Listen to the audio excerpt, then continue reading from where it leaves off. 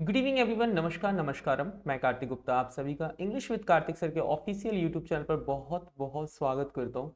I hope so कि आप सभी लोग काफ़ी अच्छे होंगे, मज़े में होंगे और ठीक भी होंगे। चलिए लेट्स स्टार्ट द सेशन। हम सेशन को करते हैं स्टार्ट। और आज है सेशन नंबर #7। 7 नंबर की बस क्लास में आप लोगों का वेलकम करते हैं। कहते हैं मंजिलें भी जिद्दी हैं, रास्ते भी जिद्दी हैं। मंजिलें भी जिद्दी हैं, रास्ते भी जिद्दी हैं, देखते हैं कल क्या होगा, हौसले भी तो जिद्दी हैं। तो welcome to English with Kartik sir official YouTube channel. यदि हम बात करेंगे तो ये सेशन किन किन एग्जाम्स के लिए इंपॉर्टेंट है।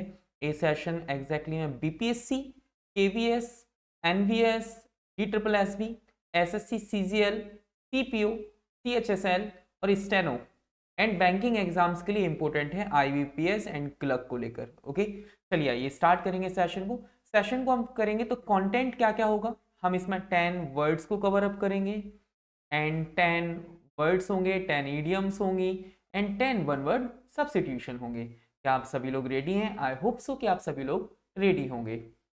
इसे हम कहते हैं brain storming session. Brain storming session इसलिए कहते हैं क्योंकि 15-20 मिनट के अंदर आप अपनी एग्जाम की वो तैयारी कर रहे हैं जहां से मोस्ट ऑफ द क्वेश्चंस पूछे जाते हैं। आइए तो कुछ कल वाली क्लास का हम एक बार रिवाइज करेंगे एंड समझने की कोशिश करें। ठीक है, पहला वर्ड आता है स्टेशनरी। स्टेशनरी का मतलब होता है सर स्थिर होना। क्या होना सर? स्थिर होना। इसी को हम साइंस में इनर्सिया कहते हैं। क्या कहते हैं? इनर्सिया कहते हैं। मैटिकुलस का मतलब होता है ओवर अटेंटिव होना। क्या होना सर? ओवर अटेंटिव होना, बहुत ज्यादा मेहनती होना, ओवर अटेंटिव होना। ओके, ओवर अटेंटिव होना। एक वर्ड आता है एबडक्ट। एबडक्ट का मतलब होता है किसी को किडनैप कर लेना। ओके, एंड आफ्टर मैथ का मतलब होता है सर रिजल्ट या कंसिक्वेंस या परिणाम कहते हैं। क्या कहते हैं सर? रिजल्ट, कंसिक्वेंस, परिणाम कहते हैं। After math, sorry sorry sorry sorry, augment का मतलब होता है आफ्टर मैथ का मतलब होता है रिजल्ट या परिणाम। ऑगमेंट का मतलब होता है सर इंक्रीज करना। सॉरी, ओके, ऑगमेंट का मतलब क्या होता है? किसी चीज को बढ़ाना, मीन्स इंक्रीज करना। सी आई टू आई का मतलब क्या होता है सर? एग्री करना। ओके, मतलब आंखों में आंखें डालकर देखते हैं तो हम एग्री कर जाते हैं। चेस रेनबो का मतलब होता है कोई भी इम्पॉसिबल टास्क करना, कोई भी इम्पॉसिबल टास्क को परफॉर्म करना। Okay, and make a dent का मतलब होता है रिड्यूस मनी, लेस मनी मतलब पैसा कम करना, पैसे को कम कर देना मतलब खर्च हो जाना। And to cry over spilt milk का मतलब होता है पीछे पछताए होता क्या जब चिड़िया चुग गई खेत। आगे हम बात करेंगे। एक वर्ड आता है आपके सामने कॉस्मोपॉलिटन। कॉस्मोपॉलिटन का मतलब क्या होता है सर? कॉस्मोपॉलिटन का मतलब हम समझेंगे। कॉस्मोपॉलिटन, फ्लिस्टिन, फ्लिस्टिन का मतलब होता है no interest in literature. Obituary का मतलब, ओबिचुरी का मतलब क्या होता है? मौत की खबर। एलिजी का मतलब होता है सोनेट। ओके, एलिजी आपको पता है, एलिजी का मतलब होता है शोक गीत जो हम कहते हैं, उसी को हम क्या कहते हैं? एलिजी कहते हैं। ओके, कॉस्मोपॉलिटन का मतलब होता है एक ऐसा व्यक्ति जो अपना हर चीज में अपना घर ढूंढ लेता है किसी भी प्लेस पर, उसी को कहते हैं कॉस्मोपॉलिटन। आइए आज क्लास में हम वर्ड्स पर चलते हैं। वर्ड्स पर चलेंगे तो आज की क्लास का पहला वर्ड है डिसिस्ट। डिसिस्ट, डिसिस्ट का मतलब क्या होता है सर? आपको पता है, इसे हम समझ सकते हैं दे। ओके, डिसिस्ट करना मतलब, डिसिस्ट का मतलब होता है हेट करना। जो मैडम कंटिन्यू किसी चीज को स्टॉप कर देते हैं, ओके, इसका मतलब होता है बंद करना। जब एग्जैक्टली में मैडम हमें डंडा लेकर आती है क्लास में तो हम बातें करना बंद कर देते हैं। ओके, बातें करना बंद कर देते हैं, इसको याद रखना, डिसिस्ट कर देते हैं। ओके, इसका मतलब होता है बंद करना, टू स्टॉप करना। क्या करना? सीज करना, सीज करना या फिर सर स्टॉप करना, सीज करना या फिर स्टॉप करना या डिसकंटिन्यू करना, इसी को हम क्या कहते हैं सर? डिसिस्ट कहते हैं। Okay, the train remained stationary. जो ट्रेन है वो कैसी रही है सर? स्टेशनरी। रिमेंड स्टेशनरी वाला आ गया ही, स्टेशनरी का मतलब स्थिर होता है। आइए अगले वर्ड पर चलते हैं। आयर। सर आयर का मतलब क्या होता है? आयर को हम आयरन मैन से याद रखेंगे। आयरन मैन कैसा होता है सर? गुस्से वाला होता है, या फिर आयरन लेडी से भी हम इसे याद रख सकते हैं। इसका मतलब क्या हो जाएगा सर? गुस्सा करना। क्या करना सर? गुस्सा करना। ओके, चलिए बात को रैथ, इसी को हम कहते हैं रैथ। रैथ को हम याद रख सकते हैं रथ से। रथ पर जब श्री कृष्ण सवार होते हैं तो बड़े गुस्से में होते हैं, एंगर होते हैं। फास्ट एंड फ्यूरियस एक मूवी आई थी, तो फ्यूरी का भी मतलब होता है बहुत गुस्से में होना, इसी को हम कहते हैं फ्यूम करना। ठीक है, याद रखिएगा। चलिए अगले वर्ड पर चलते हैं। एक वर्ड आता है कम फंक्शन। जब आपको पता है नोकिया के मोबाइल में आते थे कम फंक्शन, जब आपने नोकिया का फोन खरीद लिया और आपको पता लगा कि इसमें तो फंक्शन कम है, तो आप क्या करें सर? कम फंक्शन की, मतलब आपको पछतावा हो गया। क्या हो गया सर? पछतावा हो गया कि मैंने यार कहाँ से कहाँ फोन ले लिया, मुझे ये फोन नहीं लेना चाहिए था। ओके, इसी को कहते हैं रिमॉर्स करना। क्या करना सर? रिमॉर्स, रिग्रेट या कॉन्ट्रीशन। कंट्रीशन हम क्या देते हैं? कॉन्ट्रीशन का मतलब होता है सिर्फ पछतावा होना। दैट इसको हम समझेंगे आगे। एक अगला वर्ड आता है आज का, बैगर करना या फिर बॉदर। बॉदर से हम याद रखेंगे जब भाई बहन होते हैं, भाई हमेशा बहन को क्या करता है, बॉदर करता है। जो ब्रदर होता है वो हमेशा बहन को क्या करता है, बॉदर करने की कोशिश करता है। ये क्या है सर, ब्रदर है। ये कौन है, सिस्टर है। ब्रदर क्या करता है, अपनी सिस्टर को हमेशा बॉदर करने की कोशिश करता है। बॉदर का मतलब क्या होता है सर, बॉदर का मतलब होता है परेशान करना। ओके, तो इसी को हम कहते हैं तंग करना या फिर परेशान करना। तंग करना या फिर सर परेशान करना। ओके, क्या करना सर, परेशान करना। इसी को कहते हैं हैरेस करना, एनॉय करना, पेस्टर करना, डिसैड करना या फिर डिस्टर्ब करना। ओके, इसी को हम कहते हैं हरास करना, एनॉय करना, पेस्टर करना या डिसैड करना या फिर डिस्टर्ब करना। जैसे लिखा हुआ है बैड, जैसे मैंने कहा आई ऑलवेज बॉदर हर, मैं उसे हमेशा ही परेशान करता हूँ। चलिए आगे बात करते हैं। एक वर्ड होता है ड्यूटियस। ड्यूटियस का मतलब होता है आज्ञाकारी होना। क्या होना सर, आज्ञाकारी होना। जैसे कि जो व्यक्ति ड्यूटी पर टाइम पे जाता है वो बड़ा आज्ञाकारी होता है। जो ऑफिस टाइम पर पहुंचता है उससे वो कैसा होता है सर, बड़ा आज्ञाकारी होता है। तो ड्यूटियस का मतलब होता है सर आज्ञाकारी होना। ड्यूटीफुल होना, क्या होना सर, ड्यूटीफुल होना, या इसी को हम कहते हैं सर ओबीडेंट होना। क्या होना सर, ओबीडेंट होना मीन्स आज्ञाकारी होना। ठीक है, याद रखना। मैंने कहा Ram is very duteous towards his work, वो अपने काम को लेकर बड़ा ही आज्ञाकारी है। चलिए, जैसे डिसेस्ट। डिसेस्ट का मतलब क्या होता है सर, इसका डिसेस्ट का मतलब होता है स्टॉप समथिंग। जब हम किसी चीज को रोक देते हैं तो उसको हम कहते हैं stop something, it's called desist. Okay, आयर को हम याद रख सकते हैं एंग्री से, आयरन मैन से याद रख सकते हो, या इसी को एंग्री कह देते हैं, इसी को फ्यूम कह देते हैं। इसी को हम क्या कहते हैं सर, फ्यूम कहते हैं। या इसी को हम फ्यूरियस भी कह देते हैं। क्या कहते हैं सर, एंग्विश भी कह देते हैं, फ्यूरियस। इसी को हम क्या कह सकते हैं सर, फ्यूरियस भी कह सकते हैं, फ्यूरियस कह सकते हैं, एंग्विश भी कह सकते हैं। पेन में होना, गुस्से में, जब व्यक्ति गुस्से में होता है तो उसे हम एंग्विश भी कह देते हैं। कम फंक्शन का मतलब होता है सर रिग्रेट करना। क्या करना सर, रिग्रेट करना। ठीक है, बॉदर का मतलब होता है किसी को परेशान करना, परप्लेक्स करना, किसी को पेस्टर करना। ओके, क्या करना सर, पेस्टर करना। डोंट पेस्टर हर, ओके, उसे परेशान मत करो। ड्यूटियस का मतलब होता है ऑब्ली, हम क्या कह सकते हैं, आज्ञाकारी होना, ऑब्ली ऑब्लाइज्ड होना, आज्ञाकारी होना। ओके, ओबीडेंट होना, आज्ञाकारी होना। इट्स कॉल्ड, हम क्या कहते हैं सर, ड्यूटियस कह देते हैं। चलिए नेक्स्ट वर्ड पर चलेंगे। नेक्स्ट वर्ड पर आएंगे तो आज की क्लास का हम ईडियम्स में चलेंगे। ईडियम्स आते हैं a fish out of water. Fish का मतलब क्या होता है सर, मछली। मछली जल की रानी है, जीवन उसका पानी है। मछली, मछली यदि हम बात करेंगे पानी, वाटर का मतलब क्या हुआ, पानी। अब आपको पता है मछली पानी में ही कंफर्टेबल रहती है। यदि आपको मछली को, यदि आपने पानी से बाहर निकाला तो ये अनकंफर्टेबल हो जाएगी। तो आप फिश आउट ऑफ वाटर का मतलब होता है अनकंफर्टेबल होना, मीन्स असुविधाजनक होना, अनकंफर्टेबल होना। जैसे मैंने कहा Ramesh felt like a fish out of water at the corporate party since he had never attended such formal gathering before. उसने कभी पहले कॉर्पोरेट पार्टी को अटेंड नहीं किया था। जब उसने पहली दफा कॉर्पोरेट पार्टी को अटेंड किया तो उसने कैसा फील किया, a fish out of water उसने फील किया। अब आता है कॉल ऑफ द डॉग्स। क्या आता है sir, call off the dogs.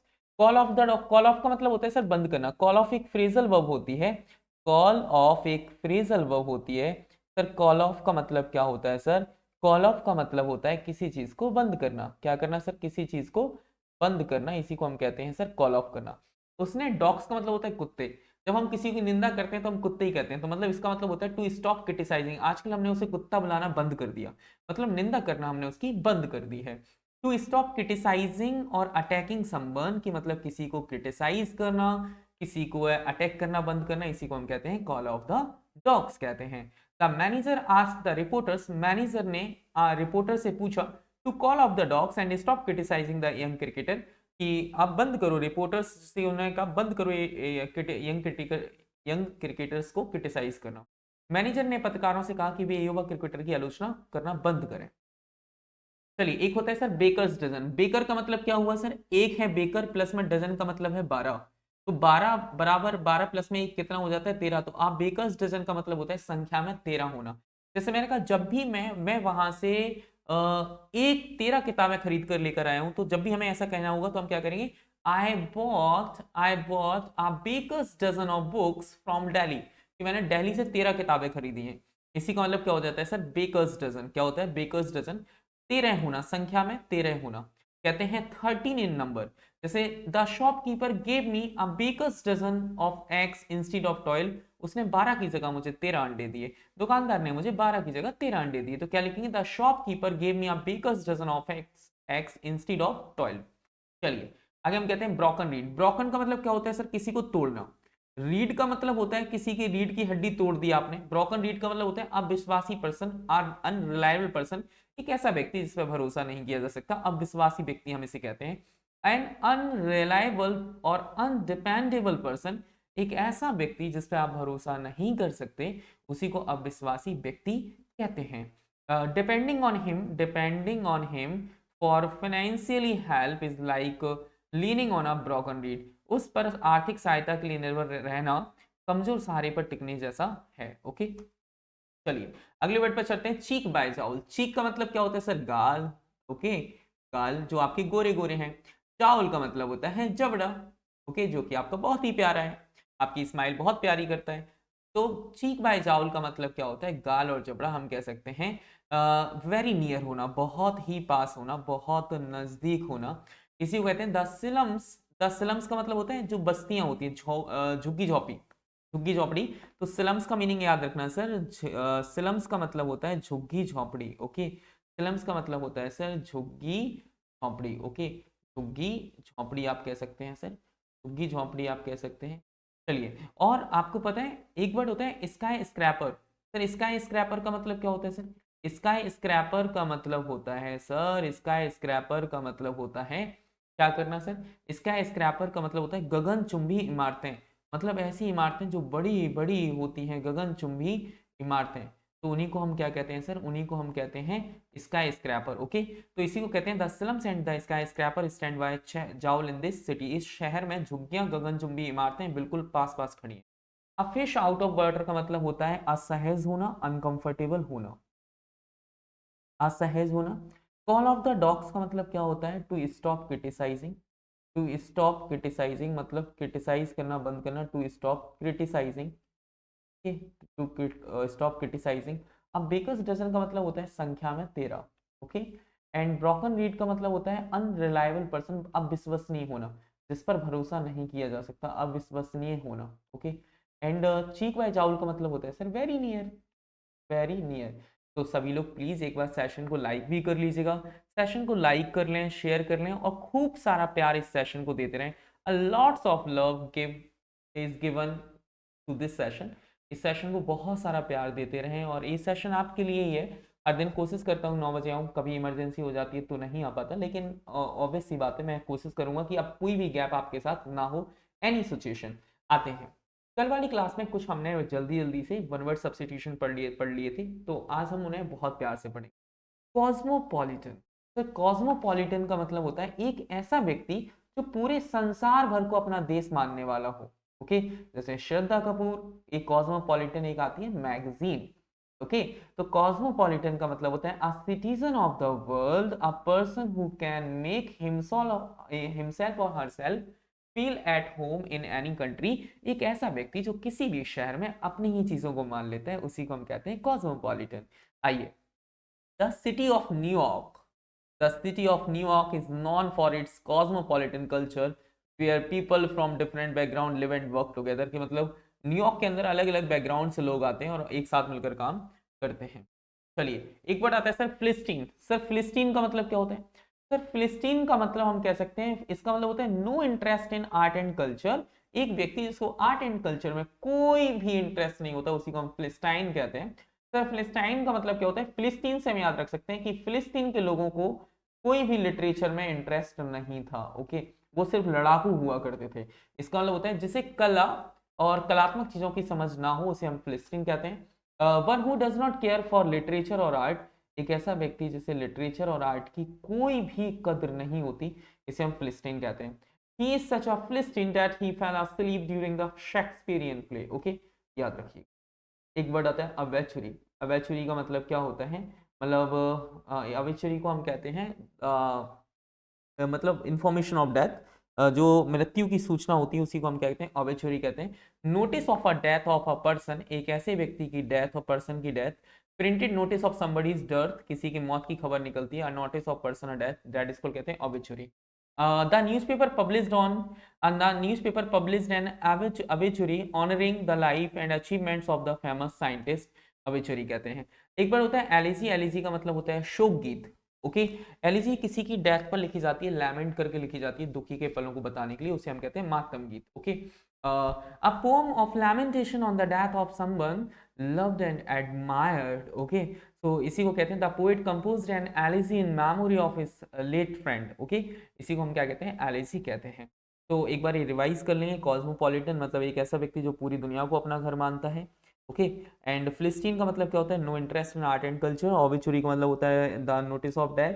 Elegy का मतलब होता है शोक गीत, मतलब एक सैड सॉन्ग।